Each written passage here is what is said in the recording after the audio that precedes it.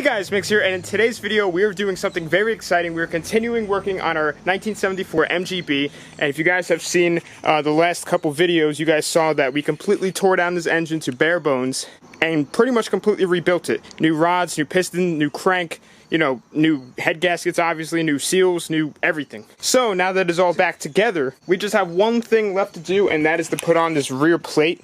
And then, you know, like the clutch and everything, you have to take it off the engine stand first, and I got the hoist over there. And last time we struggled with getting it stuck in the grass, so I got a bunch of plywood and kind of put it all down.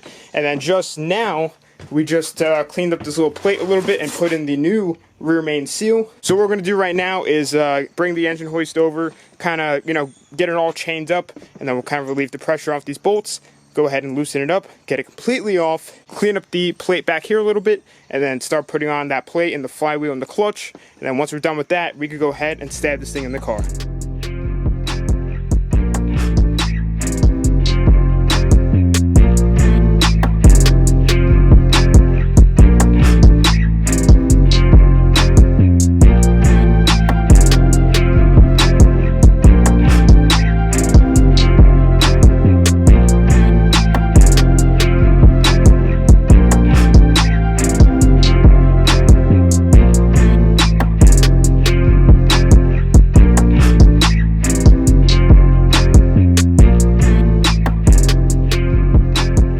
Alright guys, so as you can see, we got the engine out here and onto the engine stand. Right now I just have it resting on the dolly just to relieve some pressure off of the chains, and while I put on the flywheel and the whole rear plate and everything like that, it's not swinging around. So right now I'm just going to clean up this surface a little bit, and then I am going to put some gasket maker on here as well, and then an actual gasket, get that plate all good to go, and then I'm going to take off all of these flywheel bolts and Loctite them, and then torque them down to spec, and then it's the clutch, and then I'm just going to tidy up in here. And one thing I did off camera was put in new engine mounts, so I am going to have to kind of get those all lined up.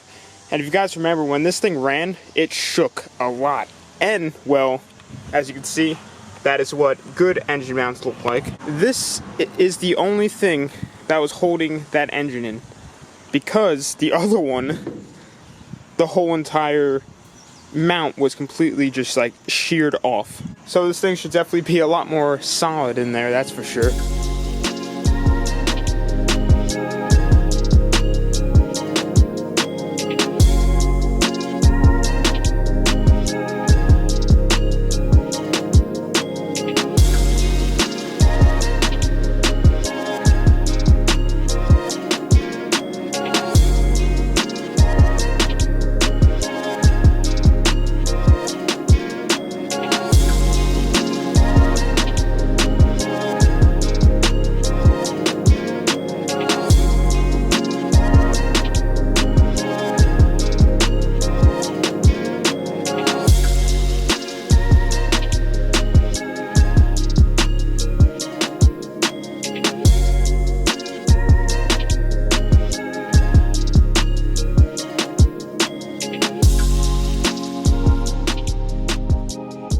So I just got the clutch on, and the engine is basically all good to go to start going inside of the car. So what I'm probably gonna have to do is put it inside the engine, get the engine stand, get the motor mounts kind of lined up with where they need to go, pull the engine up so I could tighten down the motor mounts to their permanent spot, and then go ahead and try to mount this thing in here. I kind of tried to clean out all the stuff that might be in the way. This exhaust, well, we'll just see if I could kind of lift it up out of the way. But let's just kind of see how this goes, and hopefully these chains don't snap. Did I bring this in? How can I have this when I... Yeah, you're definitely gonna have to extend. Yep. There, you just drop it. That's as far as we can go. We don't know if I should stop the chain getting caught or anything. Slowly put it in.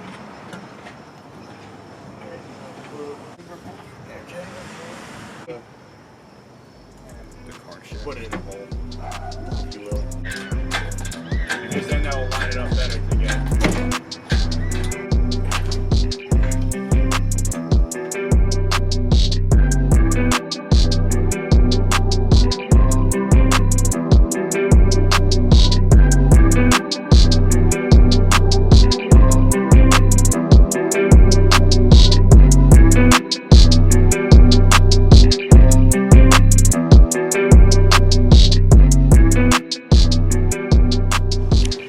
guys, so we were actually back here like 3 or 4 days later from the last clip, and that is because I've been fighting this engine tremendously with getting it to mesh up, you know, to get the engine and the transmission to mesh up and come together.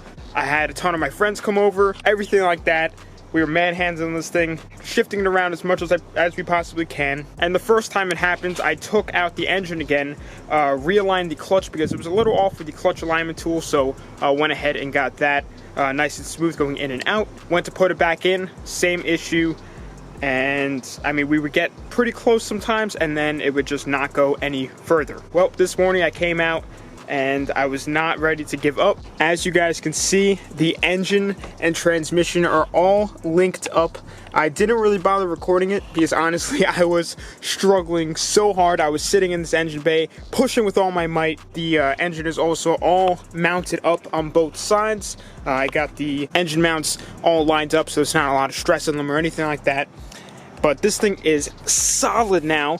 The engine hoist is gone. This thing is fully mounted. I actually already put in the starter, as you can see, because I just wanted everything with the bell housing and the trans and engine just to be connected as one. It's all tightened down.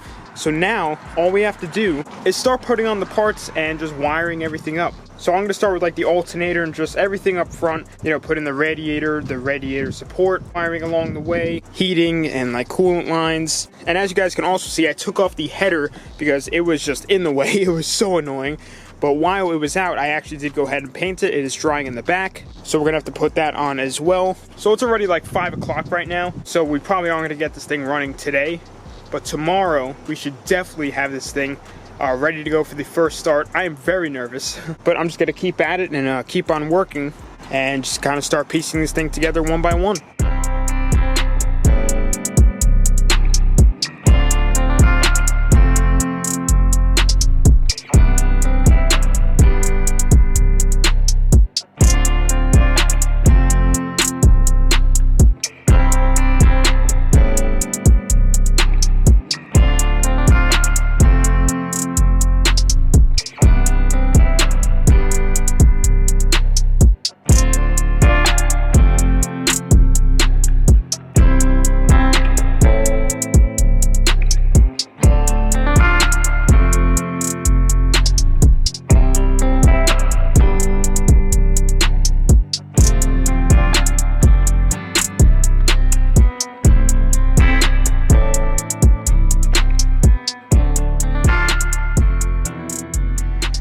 Alright guys, so I have just been cranking out this engine and we are getting very, very close to the first start.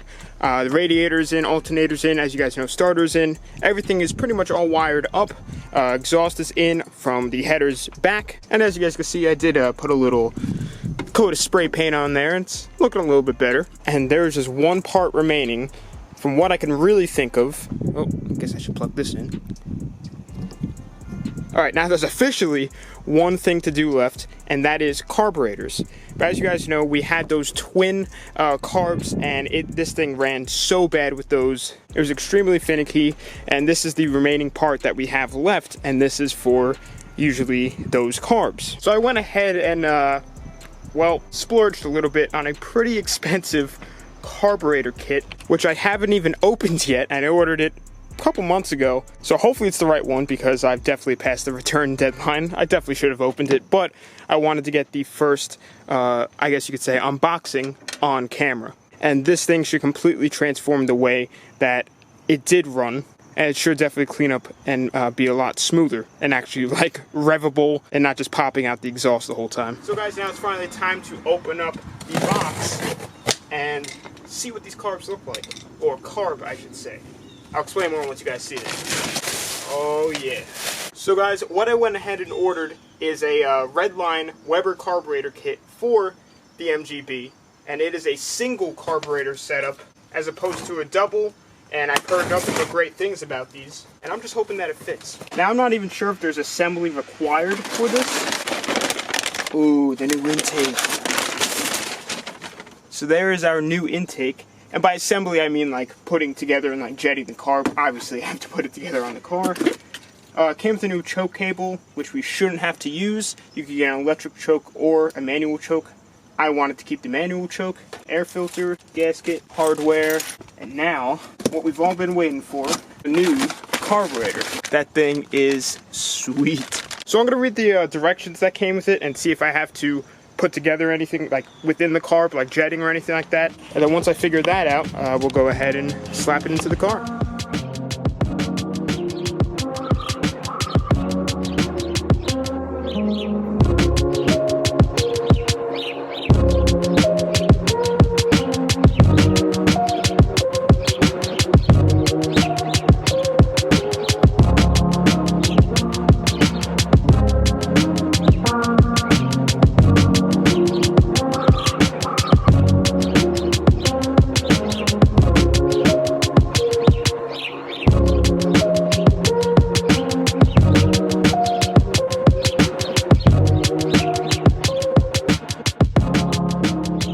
Alrighty guys, so several hours later, the carburetor is all set up.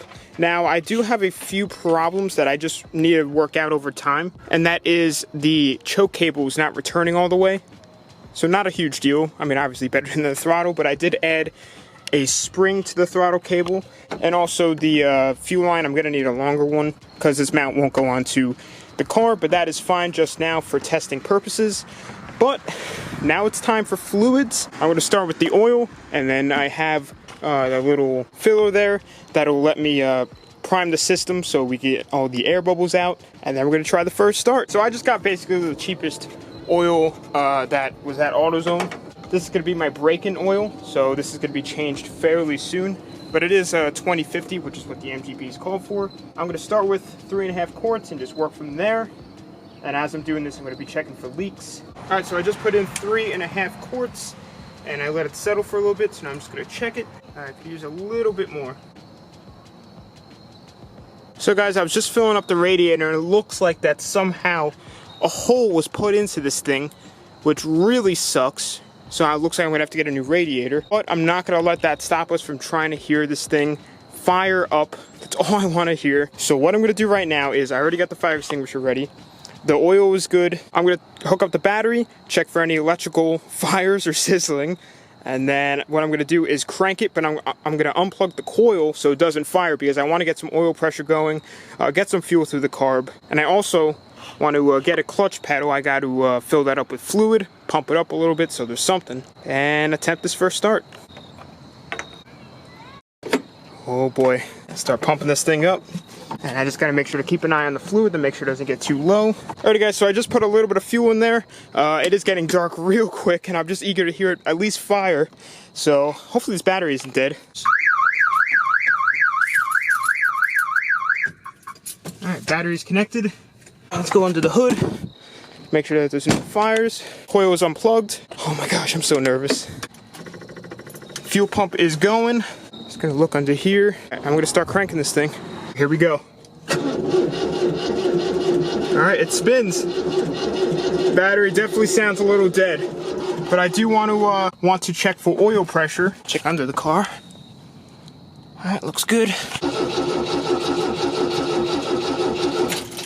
Check for leaks again. Still looking good. That's what I like to see. I think I'm going to do one more prime and then we're going to try and start it. Cranking pretty slow. I'm going to plug in this coil and hopefully this thing fires. And now obviously I do not want to run it for a very long time with there being not a lot of coolant in it, but as long as I hear it fire, that is the goal for me. Let me turn on the choke.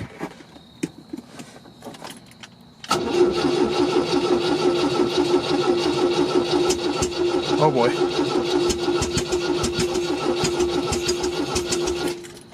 I don't really like that noise. Can't tell if that's coming out the exhaust or out the front. Alright, I'm gonna pull this intake off. I can see if it's backfiring out the intake. Could be an exhaust leak. Alright, it is backfiring out the exhaust a lot, which I could have flooded it before when I was cranking it without any spark. It is getting really dark out. I think I'm just gonna wrap it up for here tonight. Pray that I didn't time it wrong and start, looking at radiators that I might have to buy, or will have to buy. But I'm destined to at least hear this thing roar to life in this video. So with that being said, I'll catch you all tomorrow. So guys, we are back here the next morning, and last night I went ahead and did some investigating, and I was looking up the plug wire, and I began to realize that my plug wires are completely off. So the cylinder order goes 1, 2, 3, 4, where the number 1 cylinder plug wire should be is where the 3 is, and where the 3 to be is where 4 is. So it's obviously all messed up, so I'm gonna go ahead and swap that around. And I also went ahead and picked up some vacuum caps this morning. We plug off some of the vacuum ports on there. I tried my best to plug it up with what I had, but I think it's still kind of leaking, so I'm just gonna go ahead and do that real quick. And I also have had the battery charging now for a bit, so I'm just gonna go ahead and do all that real quick, and then we're gonna try and start it once again. Alright, so now the spark plug wires are all good to go. I also retarded the timing a little bit, just a hair, just to see if that also makes a difference. And I got the vacuum port all capped off. So we're going to see if that makes a difference. I'm going to go ahead and take it off of the charger now, hook up the battery, and we're going to try this again.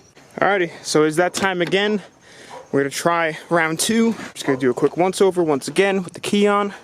Any smoking, which I don't see luckily.